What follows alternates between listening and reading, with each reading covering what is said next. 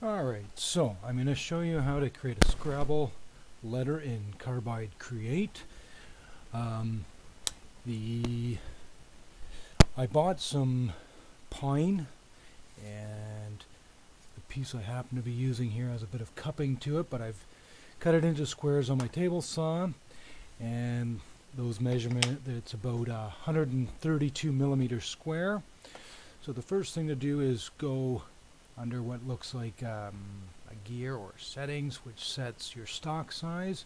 So we're going to set the stock to 132 millimeters by 132 millimeters. The thickness happens to be 15 millimeters. And our toolpath, we're going to start from the lower left.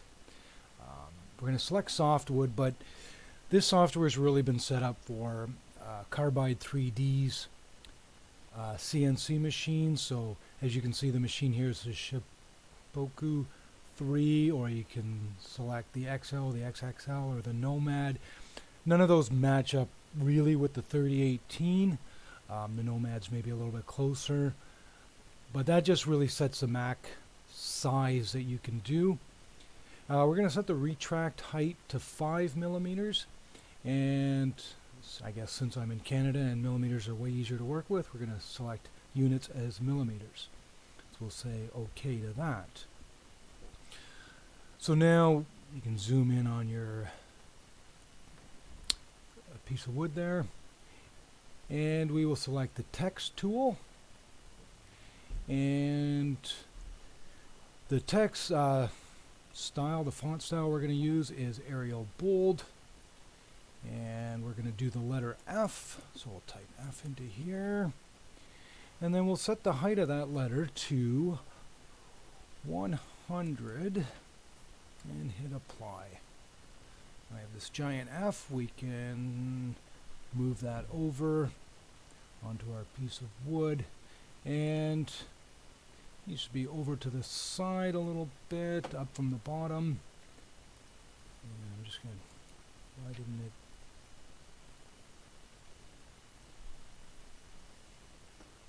So there is our F at a height of 100. And just make sure we like the positioning of it. So just aim it for a couple of squares here. So that's our F. So we're also going to put the value of the letter for Scrabble. So we're going to select Arial Bold again. And the F happens to have a value of 4. And we're going to set the height of the number to 30. And we'll hit apply here. Not sure why it's not going. So I'm going to take this 4, and we're going to set it down in the corner. Roughly about there should work. Alright, so now we've got those two. Now we have to tell it how we're going to cut that out. So we'll select the F, we'll go to Toolpath, we'll select Contour, and we have to select the tool we're going to use. Now, for this I am using, I'll just show you a picture of it here.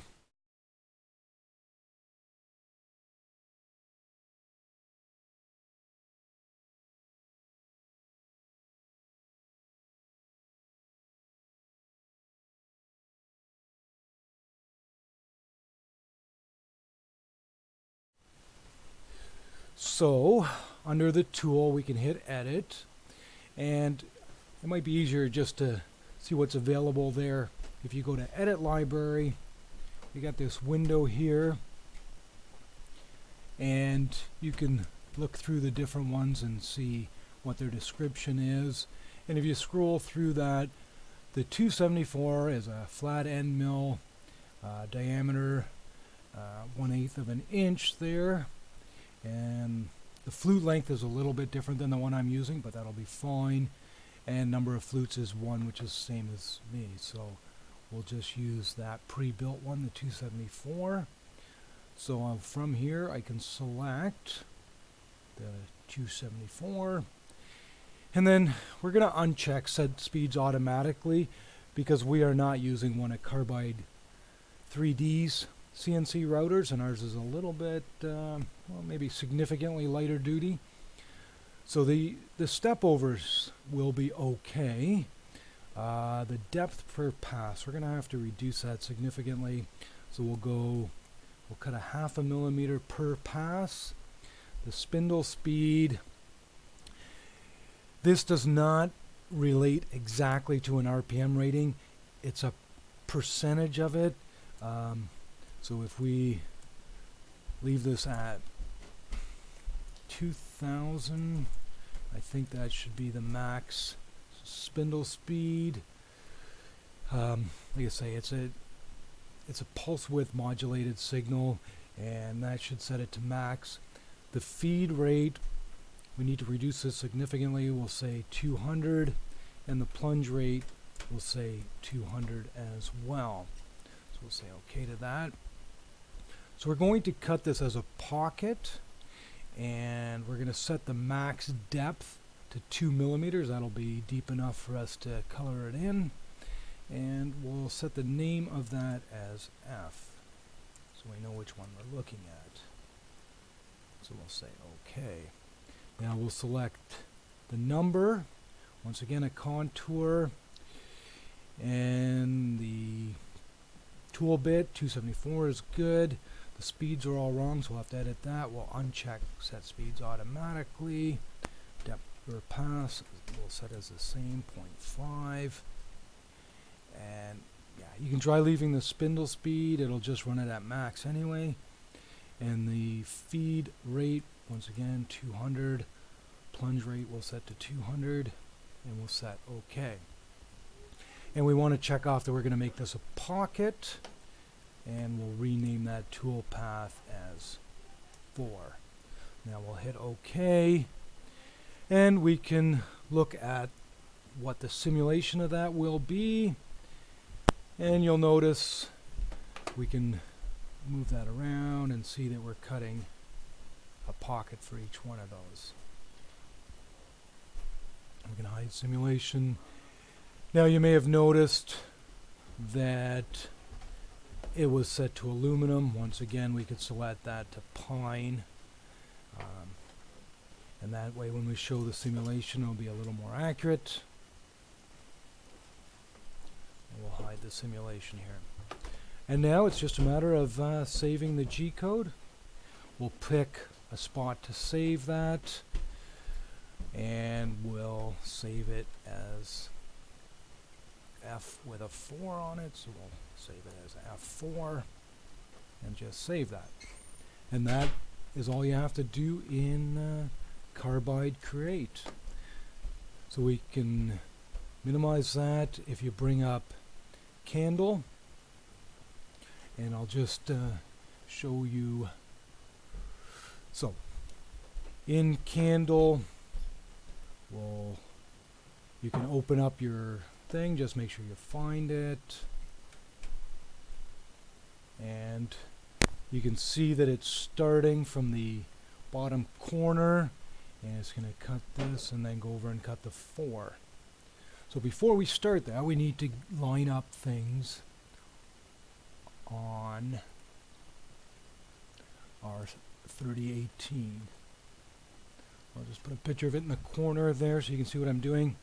So I've got the bit installed, and obviously that's way too low to be cutting our piece of wood.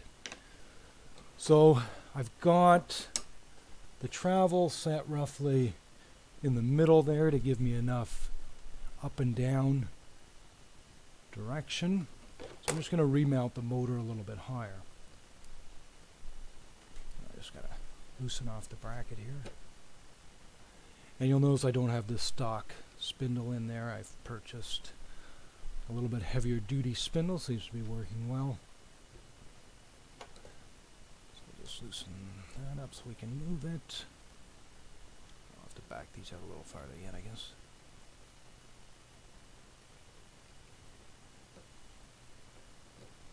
And we'll set that so we can get our piece of wood underneath there. And so we'll just check what we're roughly sitting at. So something like that'll work well. We'll tighten that back in.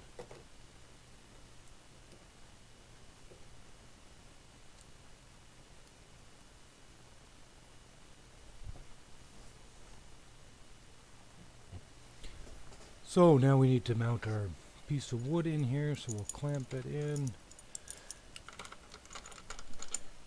And I'm just going to line it up with the front of the table here.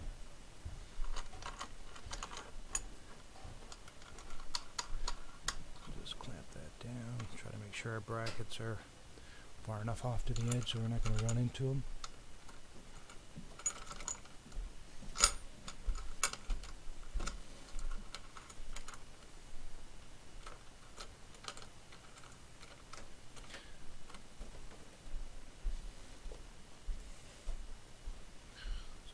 I'm lining that up to the front.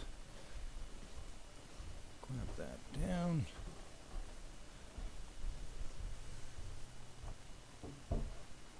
Alright, so once you've got that, then we need to move the starting position and set the starting position. So I've set the steps to 10. We could do the feed rate. That's how fast it's going to move. We could do that at 200. So now when I head sideways, it's going to move fairly quickly over to the side. And we'll get it roughly close. And then, oh, no wonder it was so fast I set it to 2000. Alright, we'll slow the speed down there. And I'm going to set the steps to 1. And I just want to line it up to basically the corner of my piece of wood because that's our starting point. So I'm just going to okay, just maybe a little farther, and we can go smaller steps. Let me go a little bit smaller steps so I can get a little finer control here. And if I look down across it, we look like we're fairly good. So once you've got it set, the X and the Y set to the right location, you want to zero those out. So that's this tab here, and you're going to hit that, and so now it's set the starting position for the X and Y on the work coordinates. Now we just need to adjust the height of it. So that's going to be easier if I'm farther onto the piece of wood. So I'm going to do the step to, let's say 10 again, and we'll move this way. And then I'm going to go back a little bit here. And there's multiple ways you could do this. I mean, you could set it so a piece of paper no longer slides. So we'll set this to a very small step because I'm very close. We'll go down a little bit, and now it's pretty much hitting my piece of paper. So once I'm happy that it's at the top of the wood, I can now hit this 0 for the Z axis. So now that's going to set the 0 point for the Z, and then I'm going to raise it up 5, so when it starts there, it's not going to hit anything. So we'll just raise it up 5. So now it's clearing everything. And to begin the cut, so I don't have the stock spindle on there, so I've got to manually start it up here. I'll get that fixed up at some point. So it's running, and now I just select send from the bottom here, and that'll send this G code over. Now you see it gives an error message. You can ignore that. That's just telling it what bit it's using, which is that information is not used by the 3018 CNC.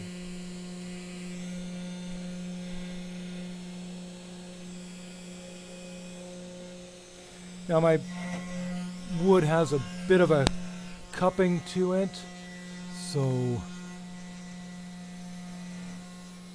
you're going to see that possibly, I don't know if you can see it in the picture there, it's going to cut a little bit deep in some spots.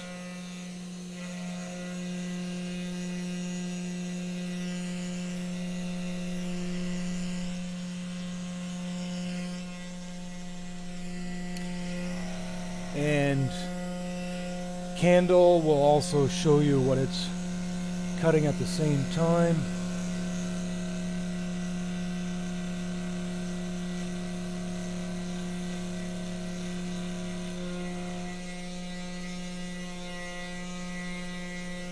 And a vacuum cleaner might be handy. Alright, so it's busy cutting there, vacuuming up the sawdust. There'll be a little bit of sanding required at the end. Now, in order to get some of that sawdust not getting into the threads and the sliders underneath, I taped some cardboard from an old cereal box to the bottom of the plate, which blocks off the bottom quite nicely. And as you can see, it's just traveling along there and cutting out the letter for me.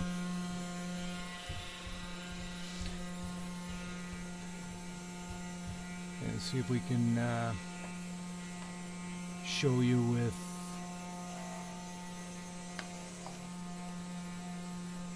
on this where it's actually doing. Just drag that over a little bit. You can see that they're both following along and where it is on the tracer.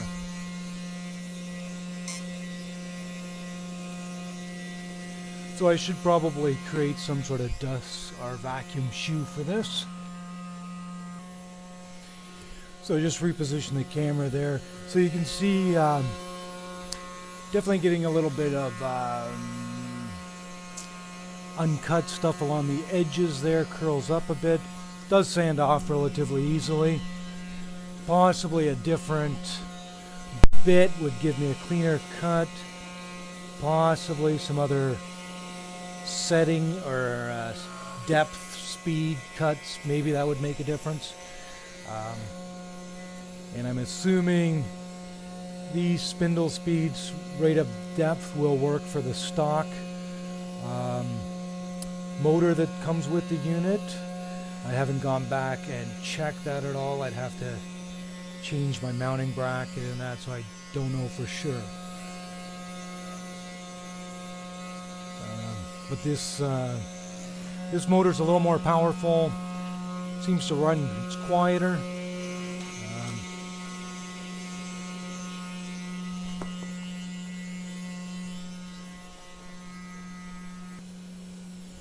So it's now starting its second pass on that to get the depth down to 1. It's now cutting at 1 millimeter that you can see from candle.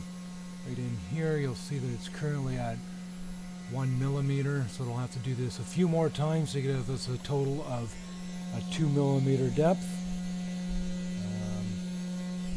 And it'll just keep running through there. Once it's done the F, we'll cut the 4. Alright, so we're on the third pass now. So we're down to a depth of 1.5 millimeters. So there'll be a total of 4 passes, and it'll be cut down to the 2 millimeters.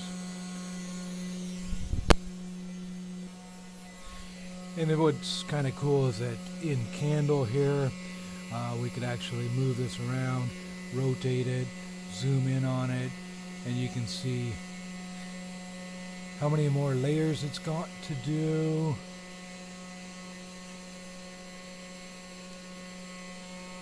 Where it is. So you can sort of count these layers here. 1, 2, 3, 4. So the gray ones are the completed ones. The black one is the one that's done. Or the black one is the one it still has to do. And these dashed lines are where it travels above the wood, and that's where it goes up the 5 millimeters that we set in Carbide Create before it makes a travel.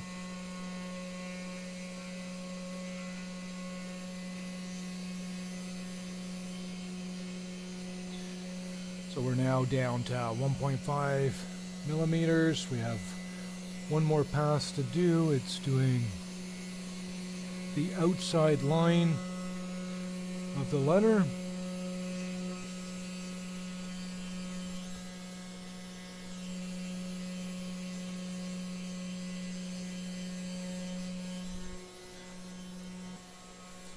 Now, as you can see in candle here, there's a bunch of it that's completely grayed out.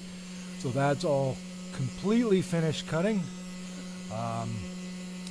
This stuff at the bottom here is the G codes it's sending to the machine. You'll see that they're in queue there and processed. And the little dot on this blue line is the codes that it's sent, and that's the machine catching up to it.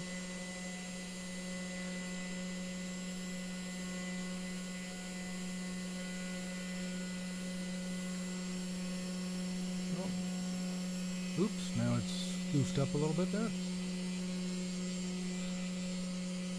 not sure if...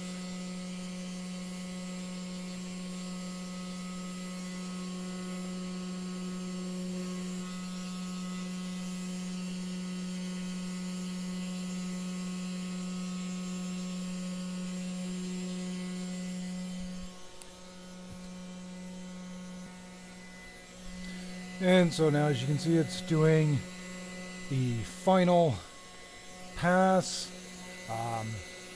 There's a bit of wood fibers and stuff curled up on the edges where it goes against the grain.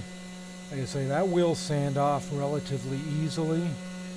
I'm not sure if a different style bit would eliminate that. Possibly, you know, you can get an upcut bit or a downcut bit.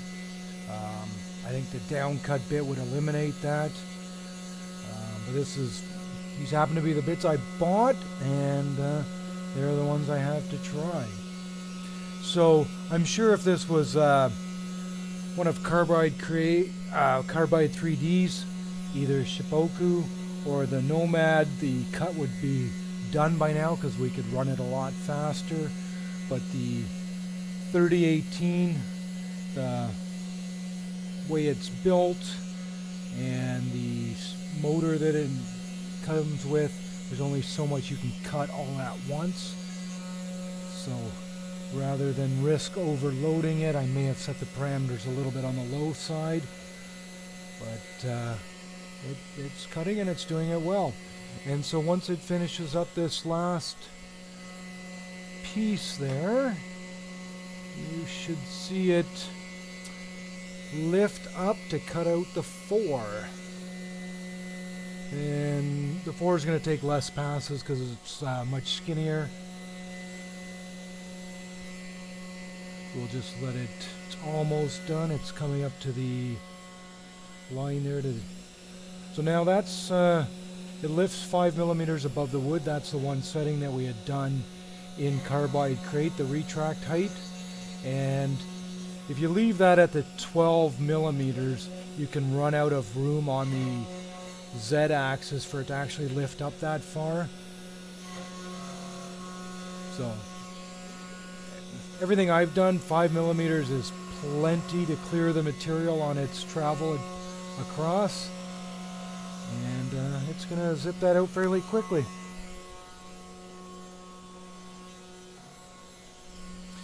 And now it's cutting the final layer, which will bring it down to the 2 millimeters. And as you can see in candle there, most of it's turned gray. There's just a few little dark lines that it needs to cut yet.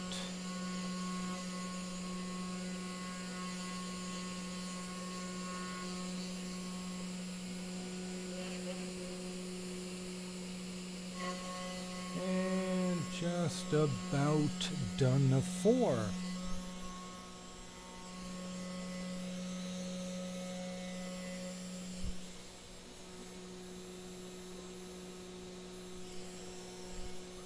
And it is finished. Alright, so now that it's done that, we can just minimize candle here. We'll bring up Carbide Create back up. Now the interesting thing, what you can do with this now is we can take this F that we're doing and then right click on it, and we'll just disable it for a minute. So now it's not going to cut that one, and we'll click on the 4, and we can go over here and we can disable it, and so now it's not going to be cut as well. And now we can go back to design. We can select the text tool and reselect Arial bold. We're going to do the letter A, and we're going to make that a height of 100, just like the previous one. We'll apply that. I don't remember it not accepting 100, but okay, so apply 100. Now we can drag this letter over, and because we've left the other one on there, we can make sure we leave it at the same height and everything like that. So we can looks probably fine. And then we can go back to the text tool, Arial bold again, Arial bold, and the A has a value of 1. Just hit apply there, and then we were making those 30. And so now we can figure out where this 1 is going to sit. So that's going to have to be where it is. All right. So now that's sitting there. So now that we've got the A there, we can select the A. We can go to tool path. Once again, it's going to be a contour.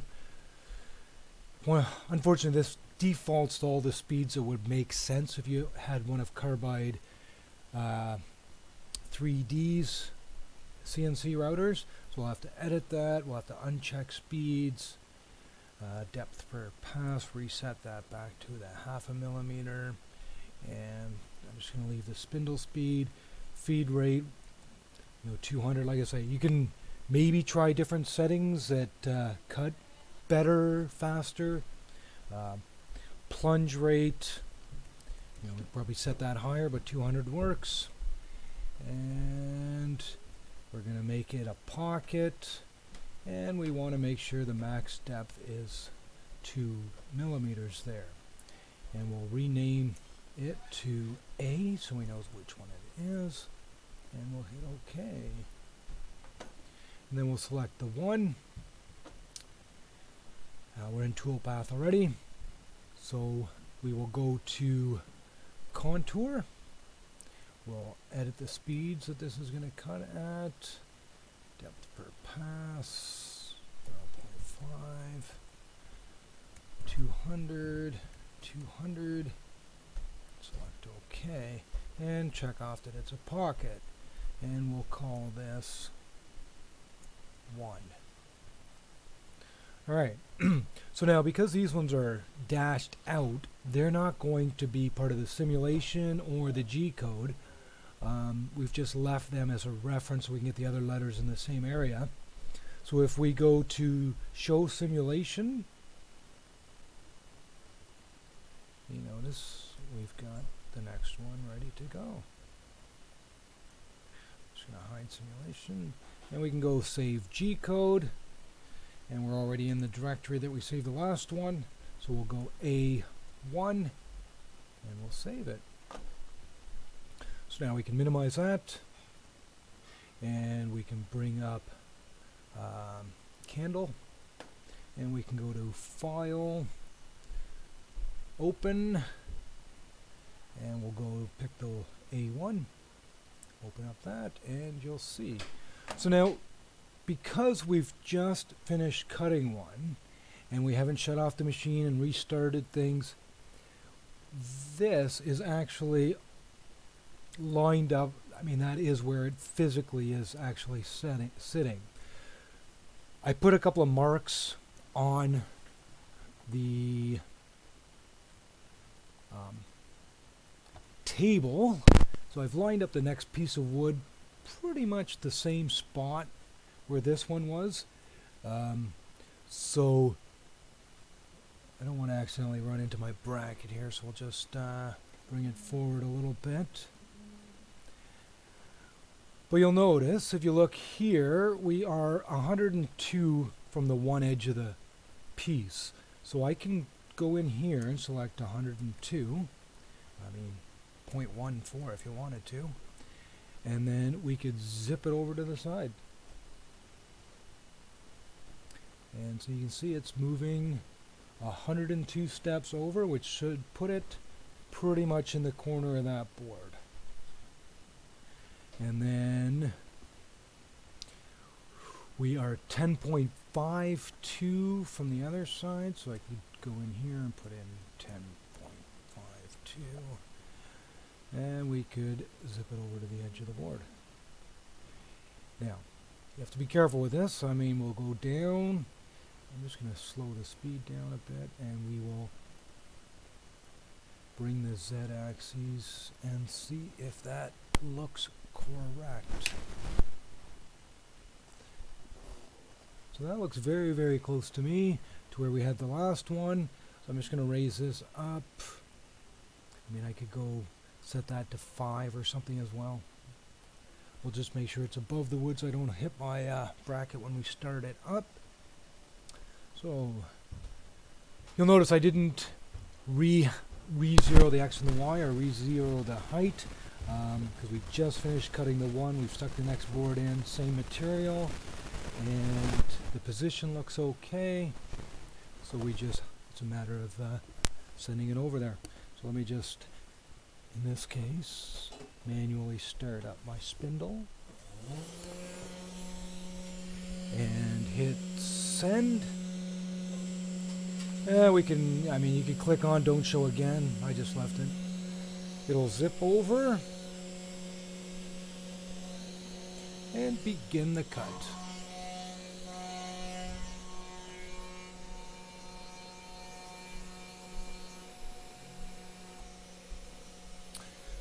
So it's cutting out the letter A. It's got a bunch of passes it needs to do yet. I kind of like watching. I could just sit there and stare at it for quite a while.